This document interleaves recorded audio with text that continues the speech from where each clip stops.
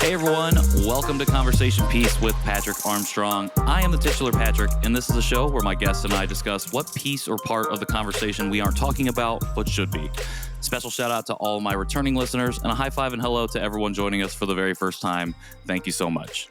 If you're listening to this on release day, it is the last day of May, which is also Asian Pacific American Heritage Month, or APAHM. And as part of the celebration here on this show, we've aired 9 conversations throughout the month with friends and people that I greatly admire in the community and discussed the missing pieces of the Asian American conversation.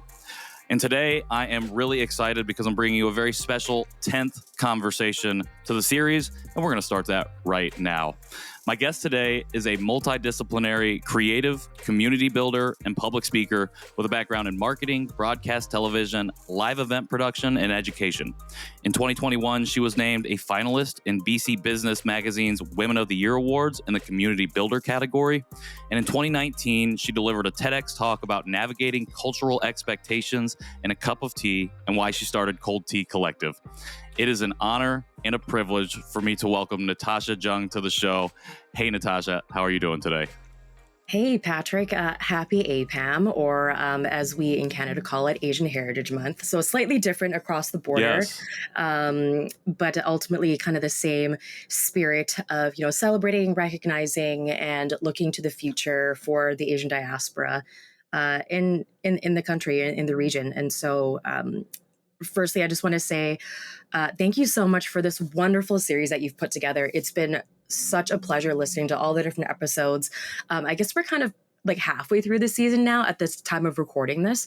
And I got to say, like the way that you've chosen your guests, the way that you've structured the podcast is just been such a pleasure to listen to. So thanks for doing all that heavy lifting. I really, really appreciate that.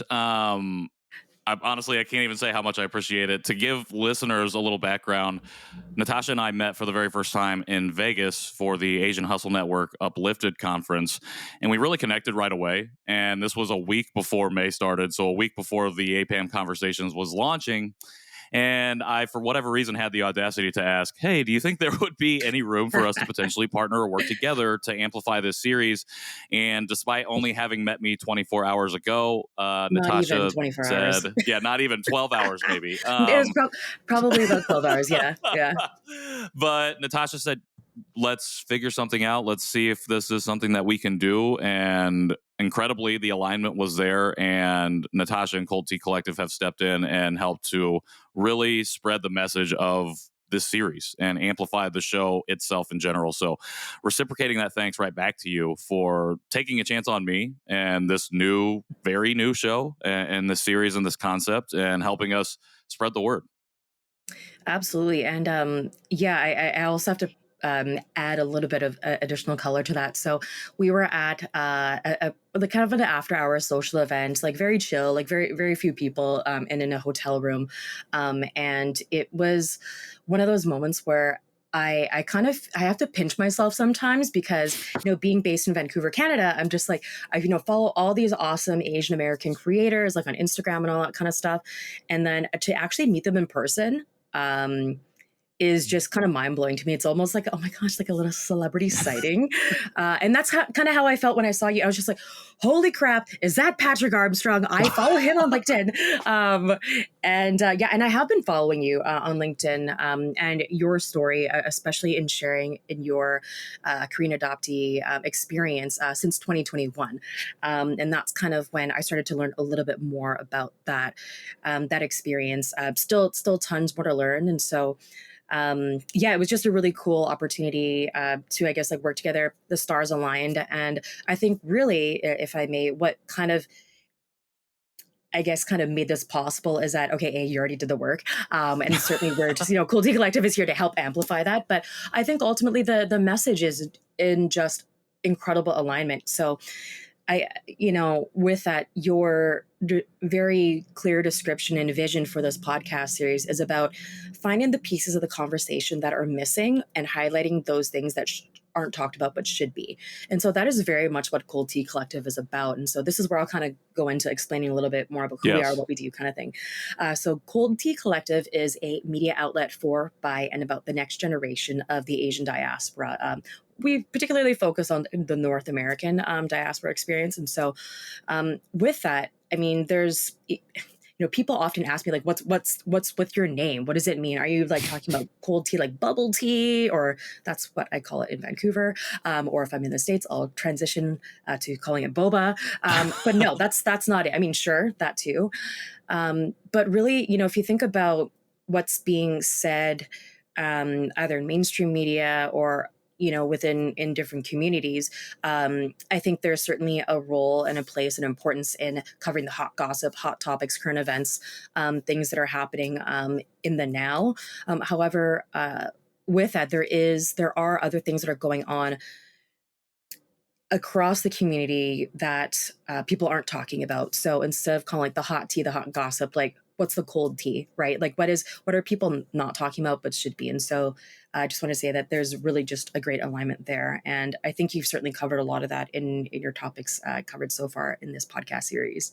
I appreciate you sharing a little bit more of the background for cold tea. And I wondered if you could elaborate a little bit more on how you transitioned from or incorporated into your background as a marketer and what you were doing prior to Mhm. starting to tell these stories, and what really pushed you into saying, oh, yes, this is 100% what I need to be doing. Yeah, it's interesting. I actually was on another podcast yesterday, and so that host asked me a very. I love the way that you frame this question, and I'm gonna use that as my framework to answer yours now. He asked me, "What called you to this?" I think Mm, for a lot of my life, I had been trying to find my calling, but then I realize now, especially with the way that particular question was framed, is that our callings call us, right? What is calling us as opposed to what are we trying to find meaning in? And when it comes down to it, I think it really just it's reflective of the thoughts, experiences, and feelings that we have that keep coming up throughout different phases of our lives. For me, my background, as you noted earlier, is in marketing, media, PR, education. I've done like a whole bunch of random stuff, but ultimately, marketing and media communications has kind of been more of the consistent thread throughout my career. Um, I started off my career working in very, very corporate marketing. So this is after my university education. I attended Simon Fraser University in Burnaby, British Columbia, Canada. So just outside of Vancouver for those that haven't heard of it. And I studied communications there. And my first job out of university, I was planning events for another university in the region. And after that, jumped into very corporate marketing, B2B space, which I know you come from as well, Patrick. And ended up in a role where I was just like completely unhappy. Completely unhappy. It was the first time in my life where I felt or experienced depression. And there are a number of different factors which I can unpack afterwards, and I do talk about it in the TEDx talk that I did in 2019. But ultimately, I was working in this job because I felt like, okay, I'm X number of years into my career now as a marketer. I need to work my way up. Ended up in this job, like the highest like amount of money that I'd ever received in any job, prior to that, or I guess at that point in my career. Job title was fancy. It was cool. It was a tech company. I got to fly across Canada, the U.S. to do my job, and it was pretty cool. But behind that, I was, always the first one in the office, the last one out, um, but never really feeling like I was being productive. mm, There was no light behind my eyes anymore, no life sure. behind my eyes either, and things were actually really hard for me. Things that used to be really easy for me became really hard. And I remember saying to my boss at that time, like, I actually feel like I'm not as smart as I used to be. Like my brain isn't working the way that I thought it should or it did previously. And so something was wrong. Eventually I got to the place where I would find myself like crying in the washroom Mm, during my lunch breaks. And just, it was then hiding out in the first aid room, like which is essentially a nap room for anyone's not that's not feeling well. Um, yeah. yeah, and so I just told myself, okay, you know what? Like, I'm just going to wait it out for a year. Cause like if I try to find another job and they see that I was only at this job for like X number of months, it's going to look really bad on my resume. And of course, like these are the kind of concerns that were happening at that time. Um, but then a decision was made for me. I was fired from my job. I was fired because I wasn't performing. I wasn't performing because I was depressed. I was depressed because I wasn't working in line with my values. Mm. And now, even like 6, 7 years later, I realized also that actually within the last year, I had undiagnosed ADHD for my entire life, and so that certainly contributed to those challenges in that particular workplace and in that job. Um, and so, you asked like, how did Cold Tea Collective become a thing? Instead of me going out there and trying to find some other like marketing job, after I'd gotten fired, I decided to just take some time for myself to figure out what I really wanted in life and what I wanted to do as a career.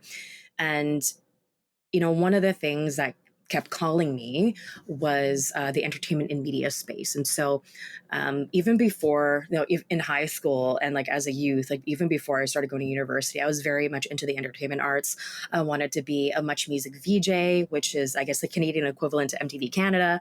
Right out of high school, I ended up interning at MTV Canada when it was based in Vancouver, my hometown, Amazing. and yeah, it was great. And I was able to do that because I had experience in producing a singing competition for high school students, like in the district that I went to school in. And so I had that experience to be on stage, performing, hosting, producing live events, live concert productions, that kind of thing. And so it just made sense to me at that time. But I guess I kind of went too far down the corporate marketing, PR, comms path, and I really lost sight of that. And so Mm. um, I decided to take a chance on this teenage dream of mine to see, maybe media, you know, me, media's in a very different stage or space at that time. And I think at that time it was 2016.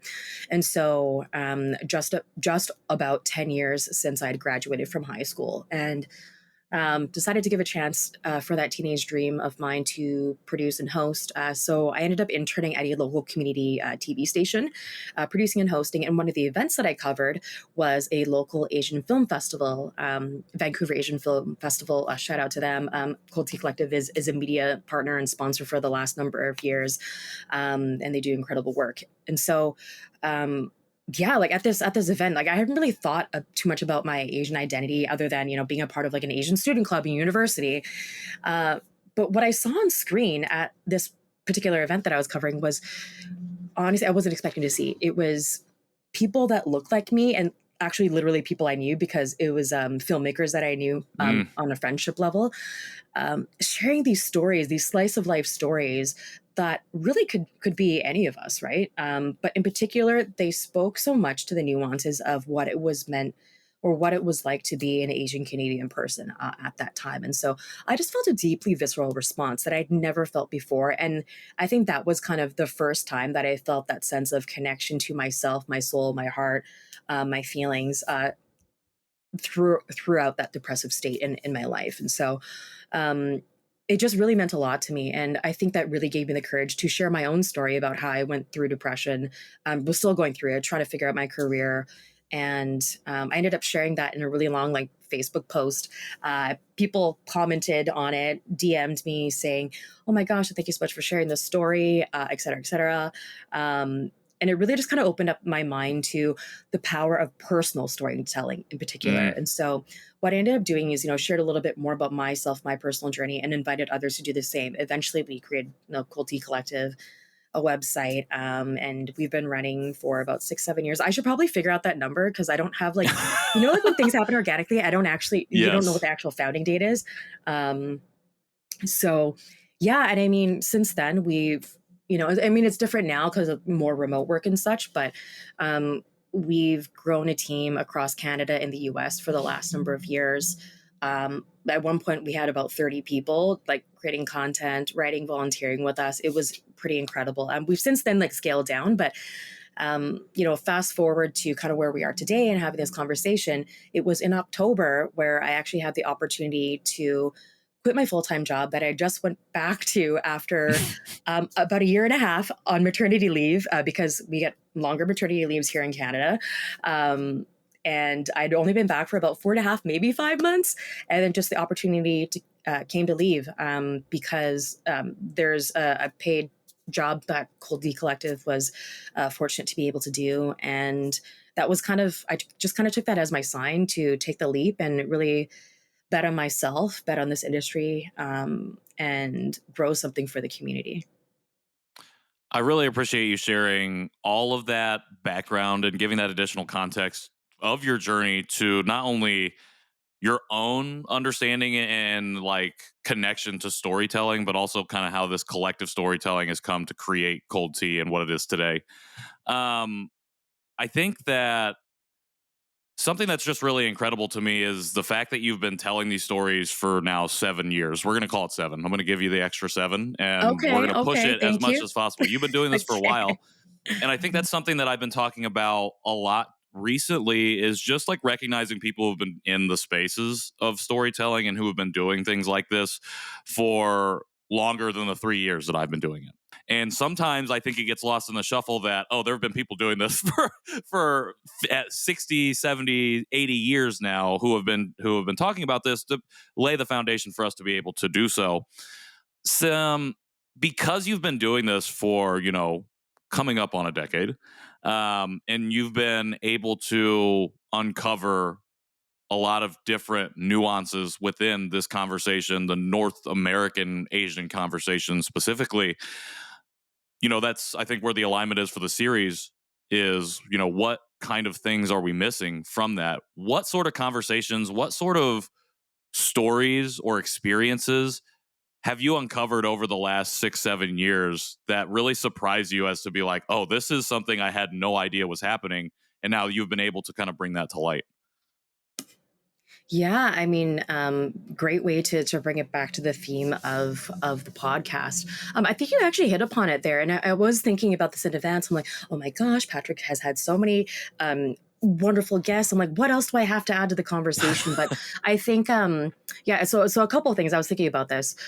You're right. Like there have been organizations, individuals that have just been sharing their story and creating space for conversations that are often overlooked or underrepresented for a long time now. And so I think beyond that, though, I think what we don't talk about enough is how actually like hard it is to I mean, start something, and B, to sustain it in a way that Mm, not going to be depleting on the individual, on the collective as a team, and also continues to provide value as the community and our capacity to do whatever it is we're doing evolves.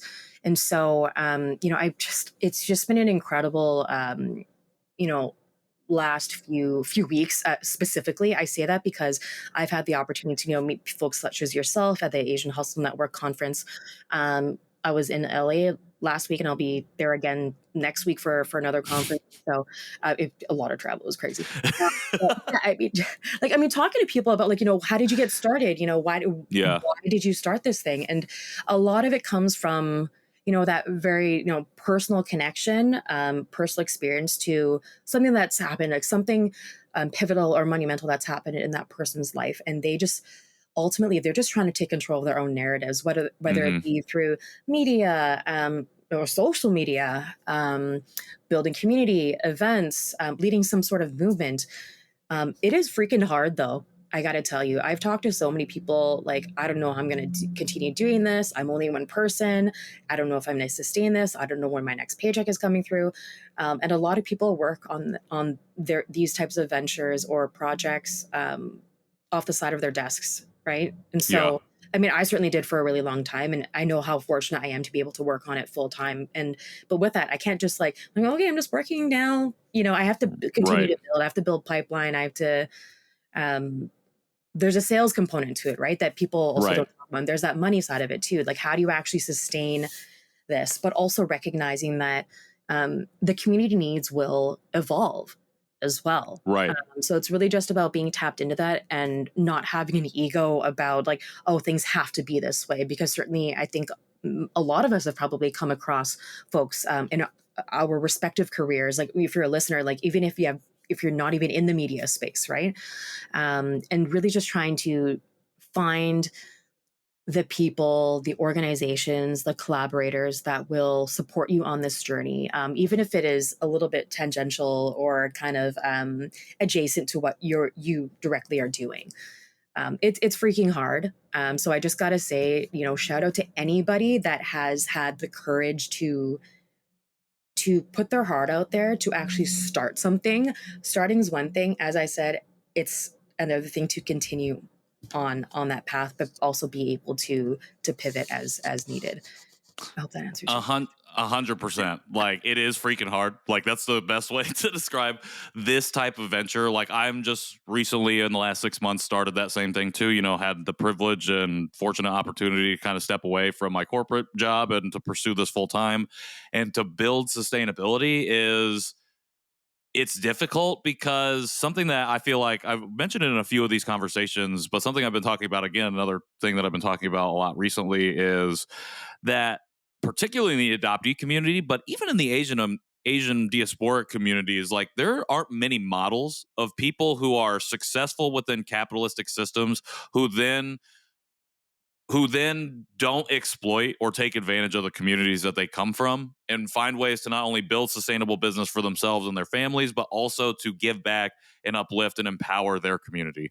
Like, there are not very many models of Mhm. that. And I learned that from Jerry Wan, watching him operate in the storytelling space, and not only build a business that could help sustain him, but also, and his family, but also give back to the community, give opportunities to someone like myself who has no idea what they're doing and is trying to find their way in this space. And to know that it's not exploitative or transactional in any way, but Mhm. it's out of a mindset of abundance. And I think that's another Mhm. thing we've touched on in these conversations, is this mindset of scarcity that a lot of oppressive systems will make us feel like there's not enough to go around. Like, particularly in the media space, it feels like there can only be like a CNN or an ESPN or whatever. And even though those companies are probably owned by the same company It's true. at Yeah. some point, but it's like that makes us feel like there's only so much ground that we can take up, when at the end of the day, there's probably literally infinite amount of space for us. There's more than enough for everyone to do it, but we haven't watched enough people do those things and model that type of behavior for us, I think. I don't know. Is You're that You're speaking my language, Patrick. I absolutely agree with that wholeheartedly. And yeah, shout out to Jerry Wan. I mean, he was so gracious with his time in one of my recent trips a couple months ago, and just kind of seeing what he's been doing to build this community and to build up a community of creators. But also, I think he's just got a very clear audience, and he knows how mm, to activate them. And with that too, I mean, same thing. Like, I think ultimately, like, a lot of people that I've met over the last few weeks, over the last few years, and have recently just reconnected with, it's that mindset of shifting into the space of abundance and making sure that, yes, like, balancing out what will benefit us as individual leaders and our families. Like, I have a young family myself, and but also giving back and creating space for other people while not being exploitative. And I mean, just a little bit of like the business side of things here for Cold Tea Collective. I mean, ultimately, we're a media outlet, right? And so we try to do our best to be able to tell these stories of the diaspora that people should know, but might not necessarily hear about. And that's why for me, like in the beginning, like I felt so bad, because not felt bad, but let's just say a small business wants to promote themselves on cold tea. I'll tell them like, okay, well, this is because you're a business, we have to like charge you. These are right. our rates. And, I would say 95% of the time I send my rates, and like crickets, like they ghost me, which is fair. Right. And I mean, that being said, like, it's that balance of us not being in the position to provide that free service or that labor Right. just yet, right? And so what we've kind of been doing, and what my approach is to work with the organizations that do have the funding and that do have the resources to be able to support, amplify the work of, and uplift and empower. I know these all sound like some very similar words, but they're actually very different if you take a moment to break them down. But those that might just be starting out, or those Yeah. that might not have those resources. And that with that, I think it can become a very mutually beneficial arrangement. And so that's kind of what I'm all about. Like, yes, abundance, but also mutually beneficial. Like, does this make sense? Like, all around, like, am I working in line with my values to ensure that community care? And am I working in line with my values to ensure that everybody wins? I just want to see everybody win. 100%. And it's like, if it doesn't align, the best part about community and the beautiful thing about it is that we probably know other people where maybe that alignment is a little bit more clear or a little bit more in line, I guess, more aligned, I guess. And those connections can happen. And so, like, there's no reason for us to feel like they're like, if it doesn't work out this one time, like, it can't work out in the future. Like, the best part about community is that, like, you're not always working with the same people. And I think that's Yes. what Yeah. I came away from. That's one of my biggest takeaways of May, this particular May, and this particular APAM so far, or Asian Heritage Month so far, has been just that there are so many like next level connections that can be made, that it's not like I always have to be working with this same person, or I always have to think I have to rely on X in order to get to Y or Z. It's like, oh no, there are many, many more people out here who share a same vision or share that same passion or compassion for this type of storytelling or whatever it might be that I'm looking to do, Mhm. and that we can do those things together. For sure. I do want to, I do want to kind of rewind a little bit here. So, Colin, following up with what you just said about, making sure that not making sure, but I mean, I think ultimately we do have to diversify who we partner with, just to Right. really grow and figure out like who's got the right resources at the right time for what we want to do and such, and who's going to collaborate with us on bringing a shared vision to life. But I think at the same time, going back to what you said earlier around how a lot of us are just doing this for the first time and we don't have those models. And so, whether it be creating some sort of media platform, media channel, personal brand, professional brand, what have you, or maybe it's like doing something for the first time, like within your own family, where maybe you're the first one Mm. to get a doctorate's like degree. Maybe you're the first one to, if you're a cycle breaker, maybe you're the first one to go to therapy and like talk about it like in your family, right? It's yeah, I mean, yeah, there's a lot of stories like that have been coming, especially with me also being Mental Health Awareness Month Yeah. too. Layered, I'm like, of course they work together, they're layered on top of each other, but yeah, I mean, it's hard being the first. But I think with being the first, there's also great opportunity to ensure that we are not the last. Recently, actually on May 1st, the very start of APAM and Asian Heritage Month, I had a chance to facilitate a fireside chat with the very first Asian, specifically a Chinese Canadian mayor of Vancouver.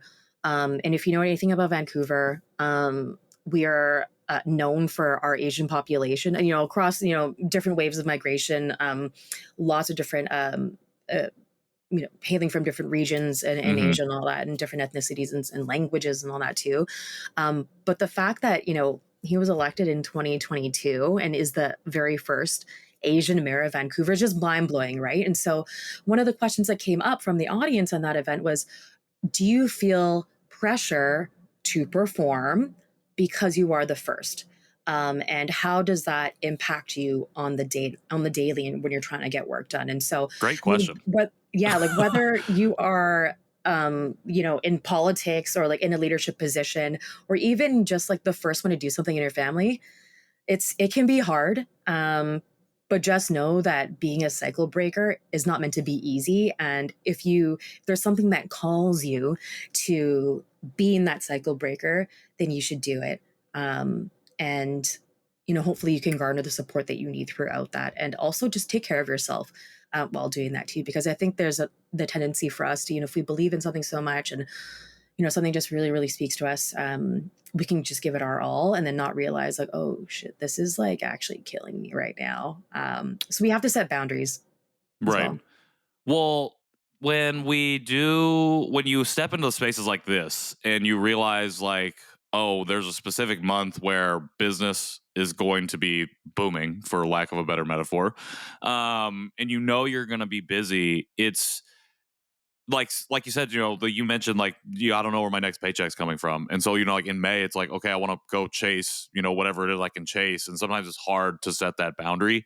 How are you setting boundaries for yourself? How are you taking care self-care? How do you practice that while running a media company that specifically focuses on Asian stories and highlighting Asian voices? How do you find the time to rest, recharge, and get ready to kind of go after all these different things you have going on?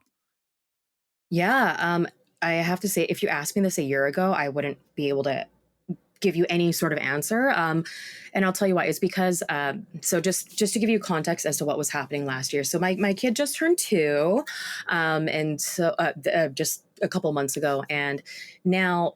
If I were to look at last year at that stage of my life, I was on maternity leave. So in Canada, you can have anywhere from like 3 months and then share with your partner or co-parent or whoever.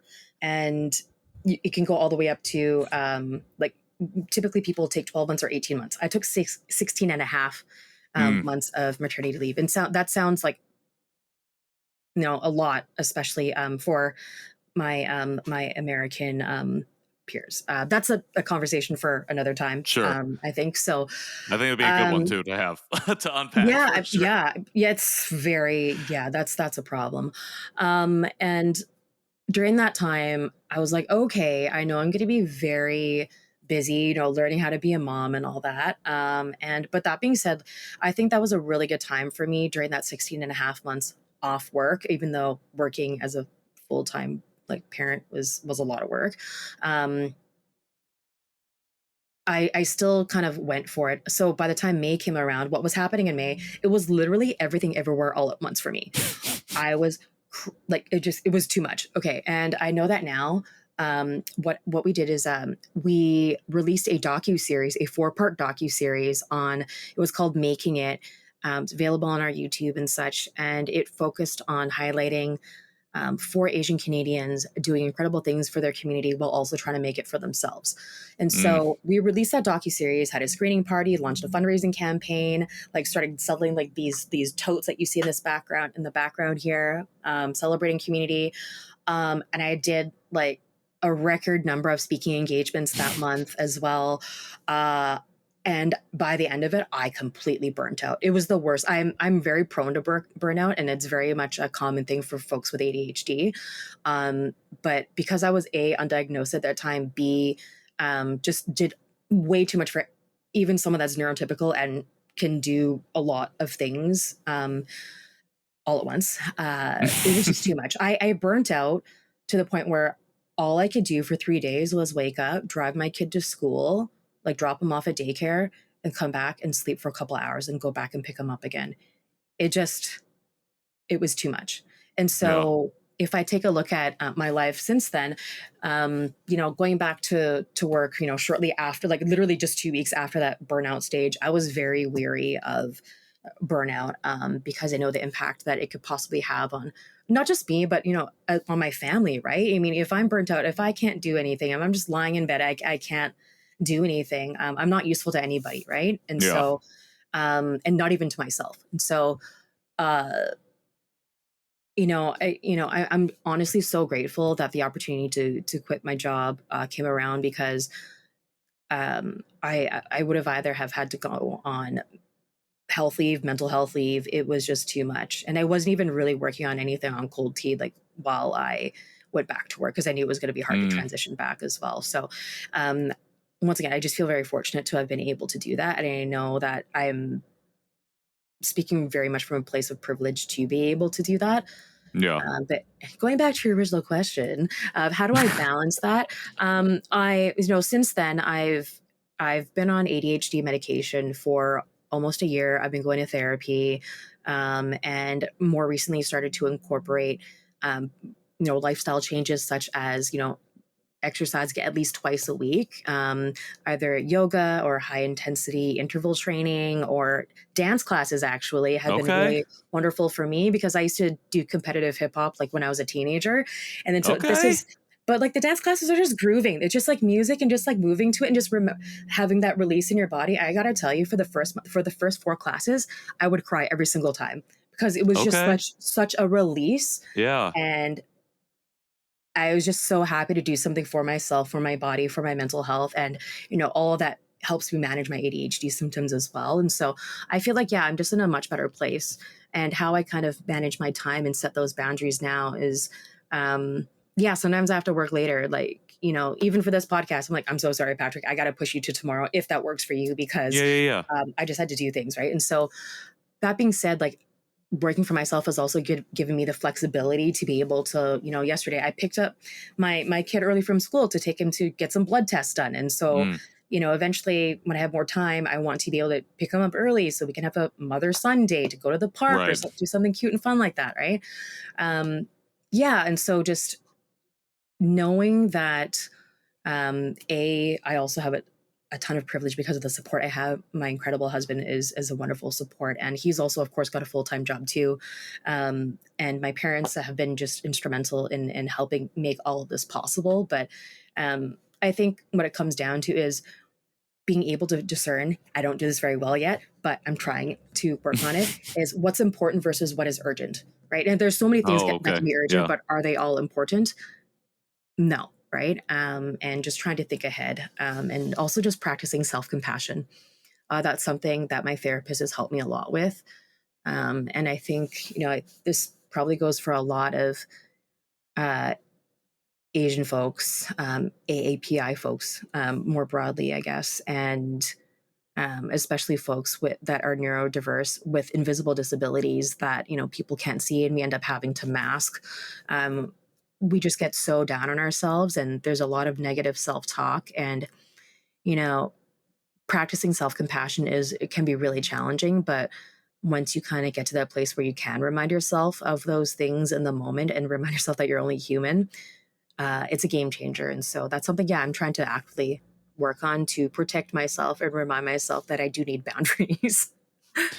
I really appreciate you sharing all that, and being so vulnerable and open with your story and your journey through that, particularly with your ADHD diagnosis and like coming out of reaching total burnout to now being at this point of like actively knowing the steps that you're taking to be able to practice being able to take care of yourself, because you said it, you can't, when you can't show up for yourself, it's really, really difficult to show up in the ways that you want to for the other people or the communities that you're doing the work for. And on top of, May being specifically set aside for Asian heritage, like you specifically are telling these stories all year. It's not just in May. Like you're not just ramping up and doing only stuff in May. It's like you Yeah. have to be able to show up in June, in July, August, all the way through, because these stories don't just stop, Yeah, we after. don't stop living our lives. We don't stop Exactly.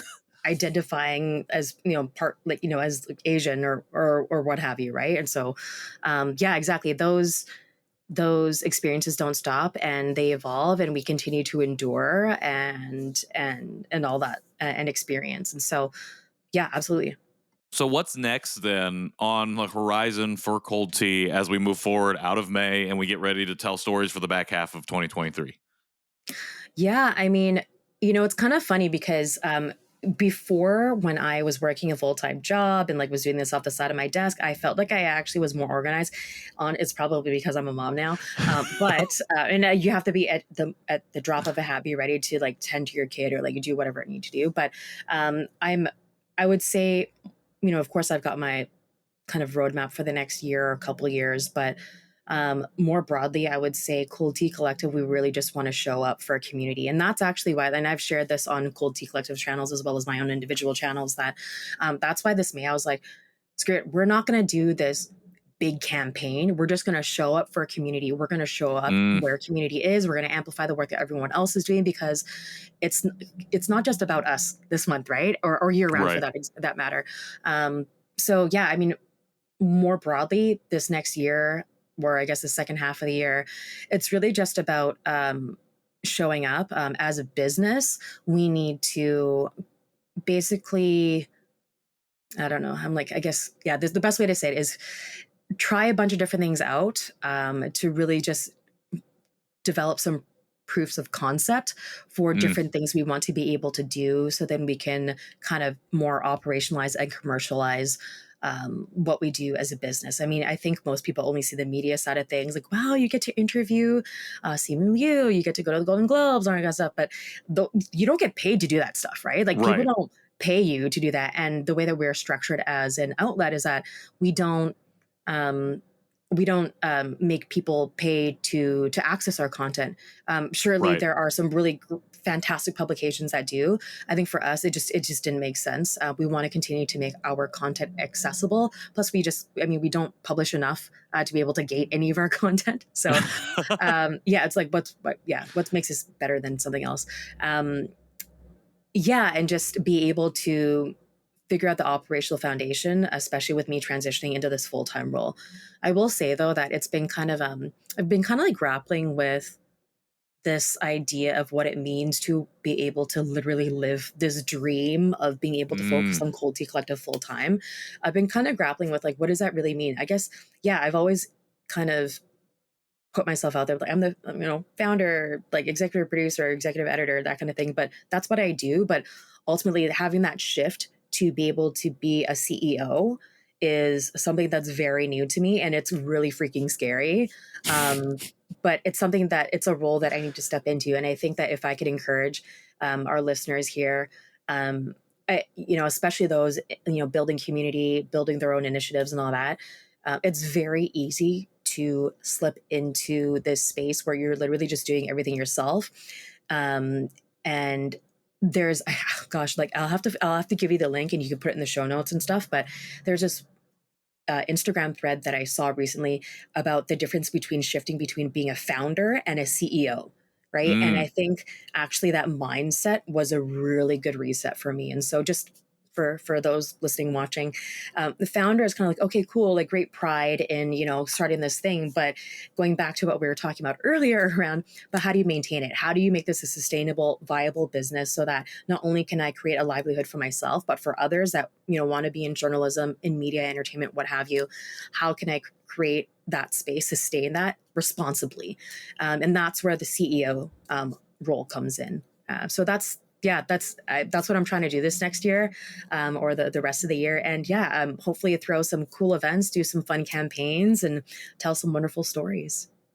I absolutely love that. Definitely going to need to get that article, not only for the show notes, but for myself, because I feel like I'm going through that same transition, I suppose, or figuring out how to balance, between the two, because like this show is what I want to sustain. And like, how do I build that up, and thinking about what it means to show up beyond just the passion and the energy for storytelling itself, and how can I continue to do that, moving forward without necessarily having to go back um, to do a corporate thing, which if that were to Yeah, happen would be totally fine. But it's like, there yeah. are I mean, ways to it's do this. So, mhm, and agreed. again, like just to reiterate one point that you brought up as well about feeling like you have to do it all yourself. Because I definitely feel that way. Like I'll design all my logos and like I'll do all this stuff. And I'm like, is this good? And then I'm like, is there Yeah, somebody else that I should be asking to help me with this? And then it's like, yeah, and then you go to like events like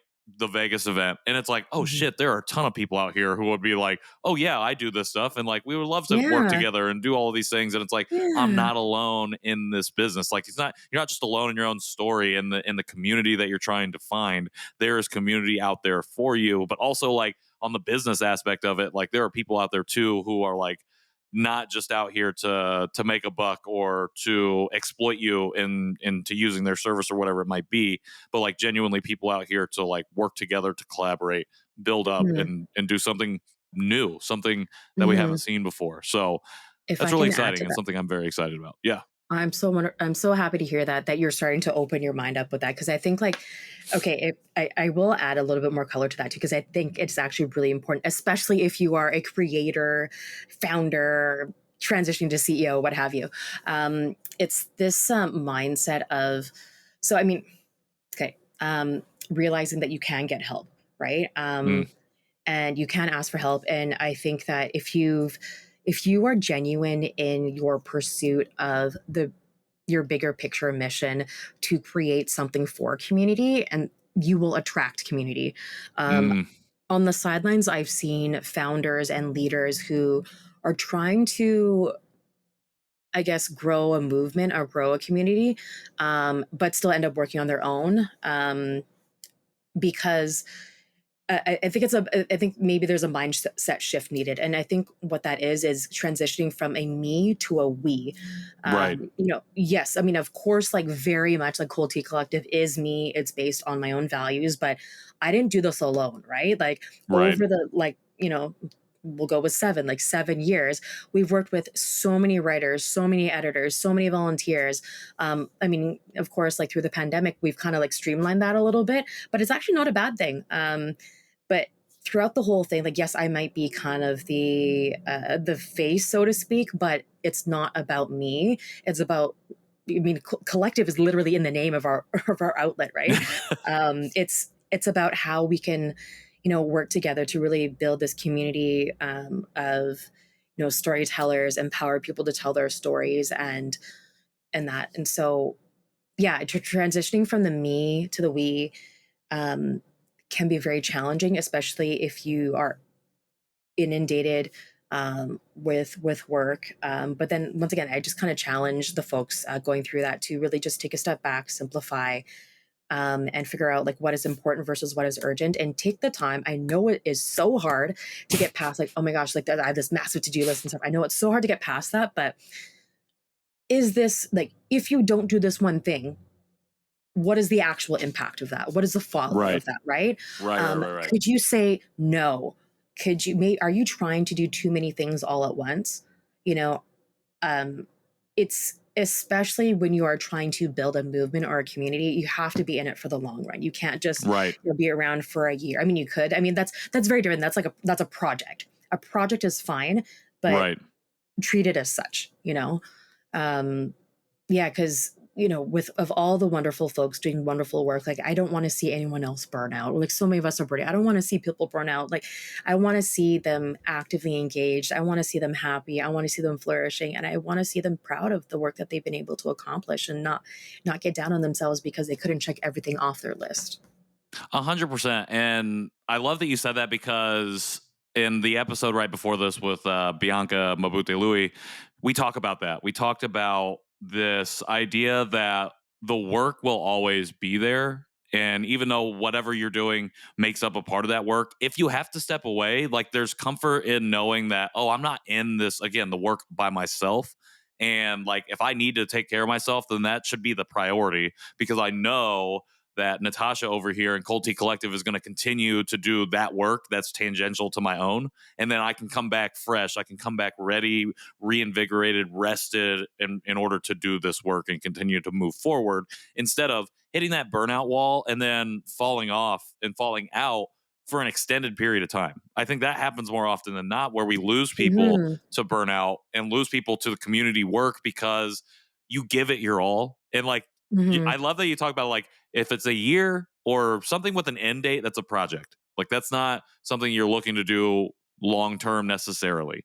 Which And is fine. Which is right. totally fine, totally valid, and that's much needed too. Yeah. But a lot of us approach that long term idea with a project mindset where we go Yeah. so hard at the start, which is what I did. I resonate with it because I did that at the beginning of my journey. It was just like constant all day, all night. The only thing I was thinking about, the only thing that I was really focusing on to the detriment of like my relationships and stuff like that. So it's like you have to take a step back and also to my own Mhm. personal health and mental health and well being.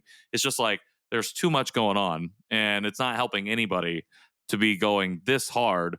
But there is a way where, oh, if I'm like balancing what it means to take care of myself, that also comes with learning how to then properly and appropriately take care of the community, where self-care and community care marry in a really nice way. You said it, my friend.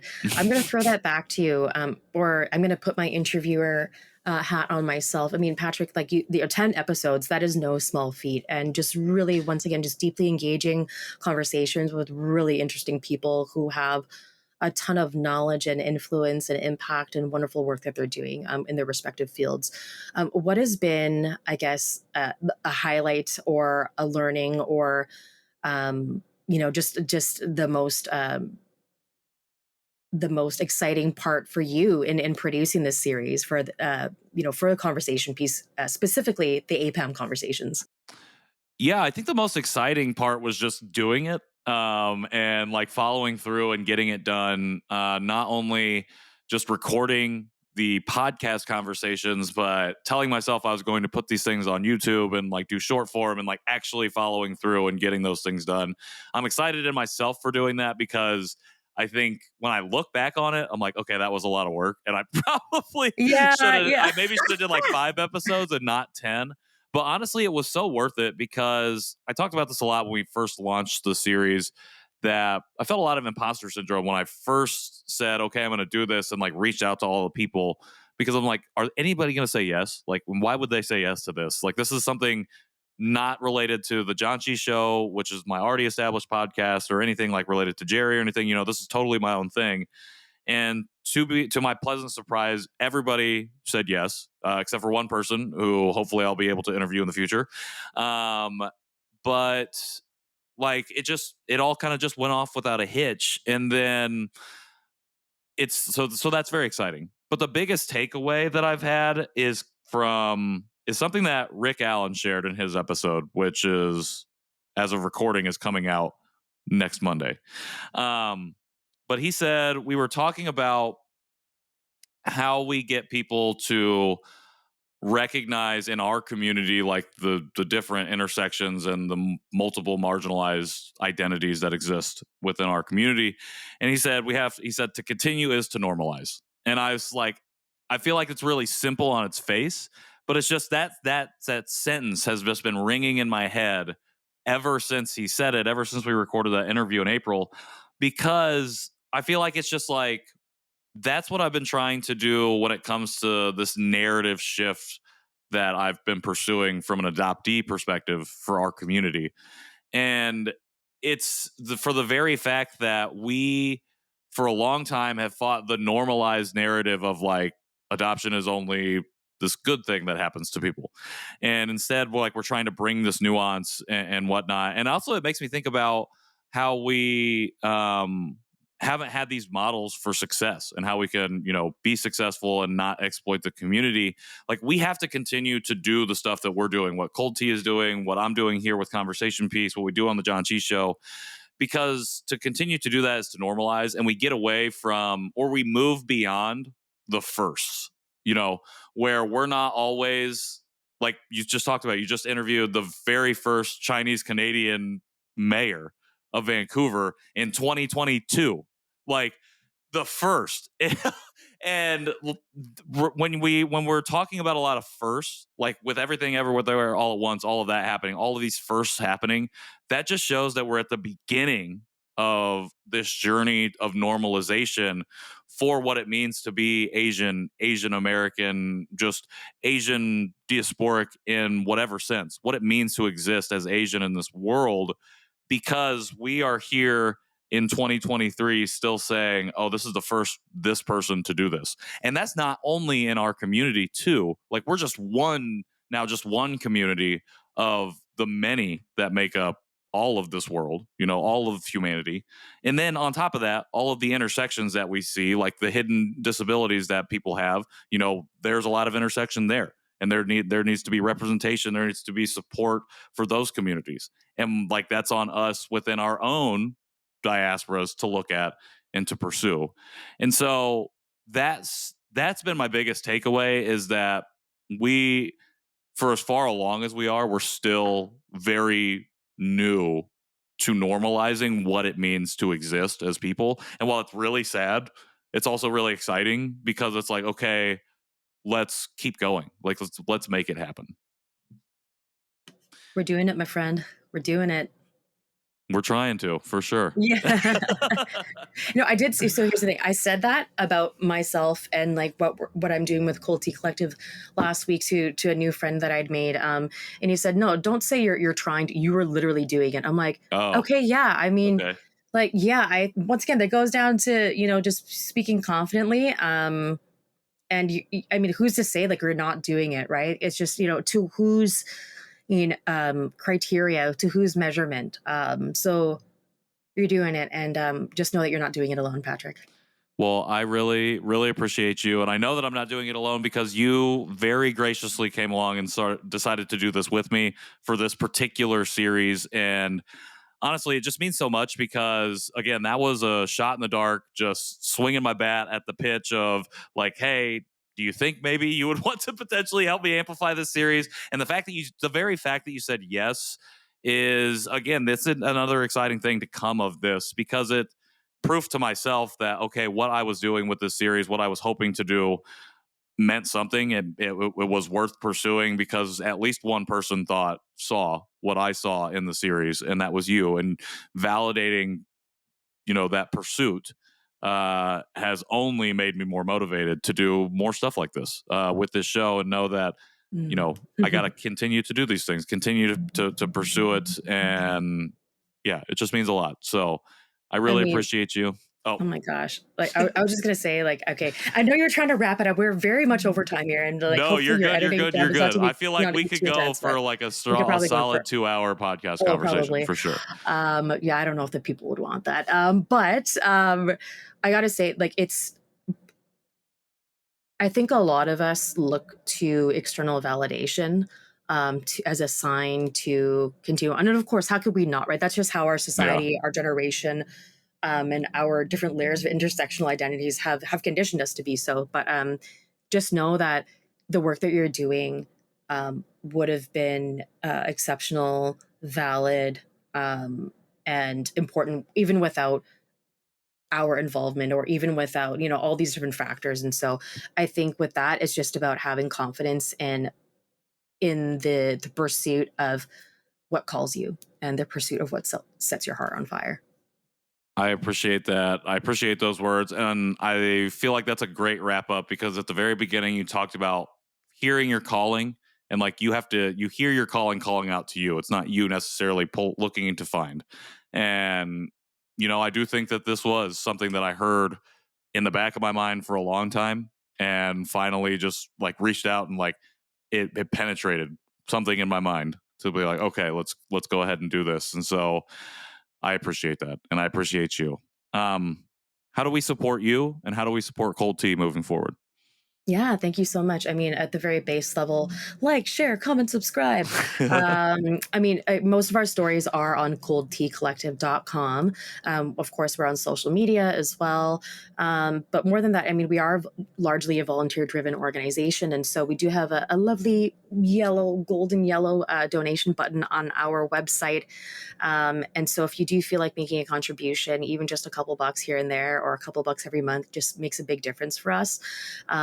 And honestly, just really grateful for the connections and community we've been able to build over the years. And just tell all your friends about us. So coldteacollective.com and at Cold Tea Collective on social channels.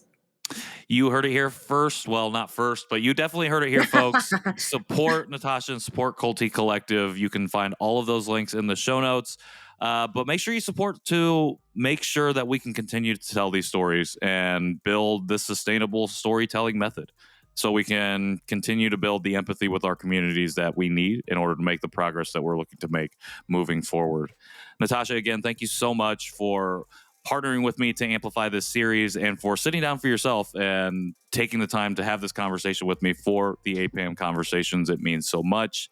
Again, folks, you can find all the links to everything that we've chatted about here in the show notes, and you can follow us at Conversation Podpiece on Instagram.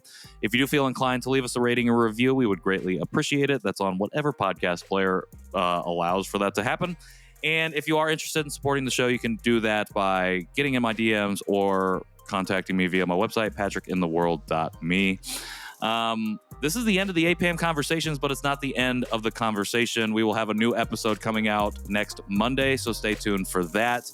Until then, I am Patrick Armstrong, and this has been Conversation Piece. Thanks, Natasha. Thanks, Patrick.